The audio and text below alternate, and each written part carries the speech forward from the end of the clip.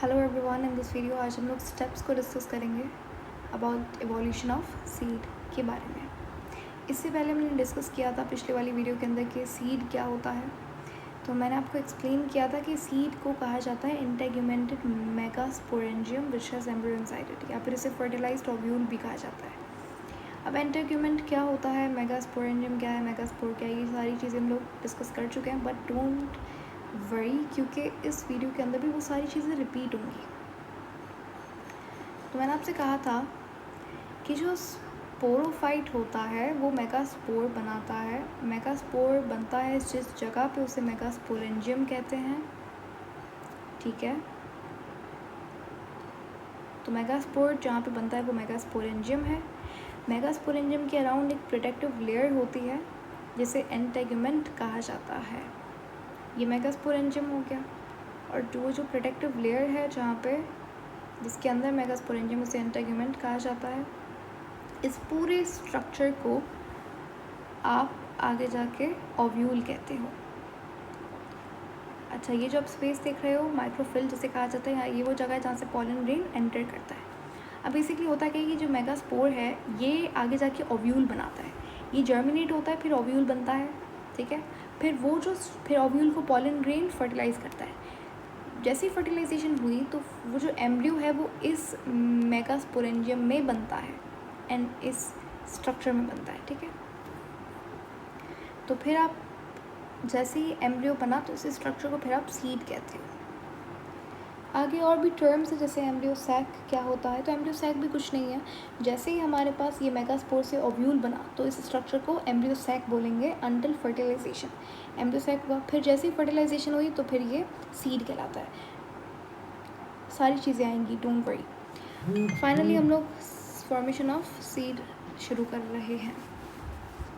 Formation of seed के अंदर पहला स्टेप है फॉर्मेशन ऑफ हेटेरोस्पोर्स। सिंपल सी बात है, पहले जो हमारे पास वेस्कुलर प्लांट्स थे उनके अंदर सीड एक तरीके का बनता था, होमोस्पोरस थे वो लोग, सेम साइज सेम शेप। लेकिन आहिस्ता आहिस्ता हमारे पास एवोल्यूशन हुआ और वेस्कुलर प्लांट्स के अंदर वेरिएशन आया, जिसकी वजह से वेस्कुलर प्लांट्स ने डिफरेंट टाइप्स ऑफ स्पोर बनाना शुरू किए। आफ्टर एवोल्यूशन वेस्कुलर प्लांट्स के पास दो तरीके के स्पोर्स बने, एक थे मेगास्पोर्स और एक थे माइक्रोस्पोर्स। अब मेगास्पोर्स जिस जगह पे बनते हैं उसे मेगास्पोरेंजियम कहा जाता है, और माइक्रोस्पोर्स जिस जगह पे बनते हैं उसे माइक्रोस्पोरेंजियम कहा जाता है। ऐसा स्पोरोफाइट जो डिफरेंट टाइप ऑफ स्पोर बनाए उसे हेटेरोस्पोरस कहते हैं, और सेम स्पोर्स बनाए तो होमोस्पोरस। तो समझ रहे हो, पहले होमोस्पोरस थे फिर हेटेरोस्पोरस बने। सिंपल सी बात है, फर्स्ट स्टेप समझ आ गया कि हेटेरोस्पोरी। सेकेंड स्टेप हमारे पास है मेगास्पोर। क्या, अब देखो पहले क्या होता था कि मेगास्पोर बना, वो मेगास्पोरेंजियम से जैसे ही बना तो मेगास्पोरेंजियम को एग्जिट करके वो बाहर चला जाता था और जर्मिनेट होकर गैमेटोफाइट बना लेता था, ठीक है। ये तो पढ़ा है ना ऑल्टरनेशन ऑफ जनरेशन में, ये सारी चीज़ें हमने पढ़ी हैं कि मेगास्पोर बना, फिर मेगास्पोरेंजियम से जैसे ही बना वो बाहर चला जाता है और जर्मिनेट करके गैमेटोफाइट बनाता है। लेकिन एवोल्यूशन हुई और एवोल्यूशन के बाद क्या हुआ कि यही हमारा सेकंड स्टेप है कि मेगास्पोर अब जो है वो परमानेंटली रिटेन हो गया मेगास्पोरेंजियम के अंदर। यानी कि वक्त के साथ साथ प्लांट आहिस्ता आहिस्ता मेगास्पोर को मेगास्पोरेंजियम के अंदर रिटेन करने लगा। पहले तो जब कुछ वेरिएशन आई तो फ्यू मिनट्स के लिए, फिर फ्यू आवर्स के लिए, और उसके बाद परमानेंटली रिटेन कर दिया। तो यानी कि अब जो मेगास्पोर बना वो बाहर नहीं जाएगा मेगास्पोरेंजियम से, मेगास्पोरेंजियम के अंदर ही रहेगा। तो इसीलिए कंप्लीट इवोल्यूशन के बाद क्या हुआ, जो वेस्कुलर प्लांट्स इन्होंने परमानेंटली रिटेन कर दिया मेगास्पोर को, कहाँ पर, मेगास्पोरेंजियम के अंदर। Hopefully it's clear. अब आते हैं हमारे थर्ड स्टेप के ऊपर। फिर क्या हुआ कि हमारे पास जैसे ही मेगास्पोर वहाँ पे मेगास्पोरेंजियम के अंदर रिटेन हुआ, अब हमें पता है कि होता क्या है, स्पोरोफाइट है। स्पोरोफाइट होता है डिप्लॉइड, तो उसके अंदर मियोसिस होती है, मियोसिस से 4 सेल्स बनते हैं, 4 स्पोर्स बनते हैं। पहले क्या होता था कि मेगास्पोर 4 बने तो वो लोग जैसे ही बने बाहर चले जाते थे, है ना, जर्मिनेट होने के लिए। लेकिन अब क्या हो रहा है कि परमानेंटली रिटेन हो गया है मेगास्पोर स्पोरेंजियम के अंदर। अब मसला क्या है, मसला ये है कि 4 स्पोर्स को रखने की जगह नहीं है मेगास्पोरेंजियम के अंदर। तो इसीलिए इवोल्यूशन हुआ यहाँ, ये हमारा थर्ड स्टेप है। इवोल्यूशन के बाद जो वेस्कुलर प्लांट्स थे उन्होंने डिसाइड किया कि भाई 3 मेगास्पोर्स को हम लोग अवॉइड कर देंगे, किल कर देंगे, मार देंगे।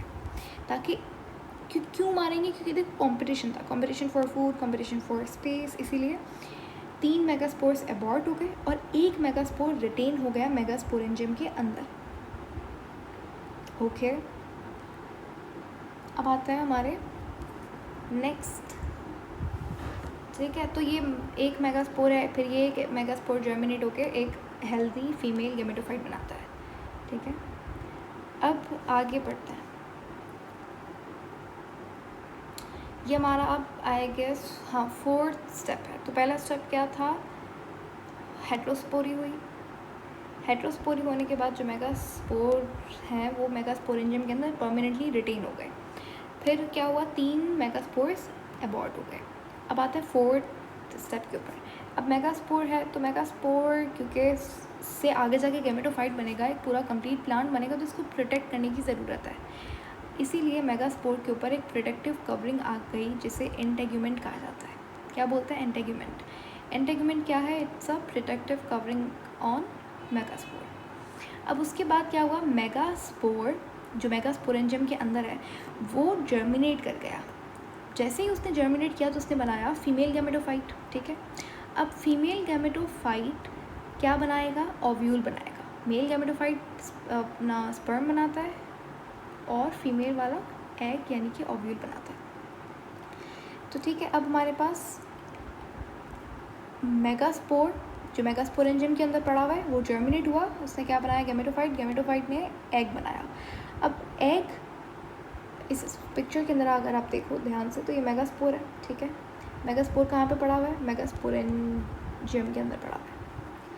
अब जैसे ही मेगास्पोर ने जर्मिनेट किया उसने गैमेटोफाइट बनाया, गैमेटोफाइट ने एग बनाया।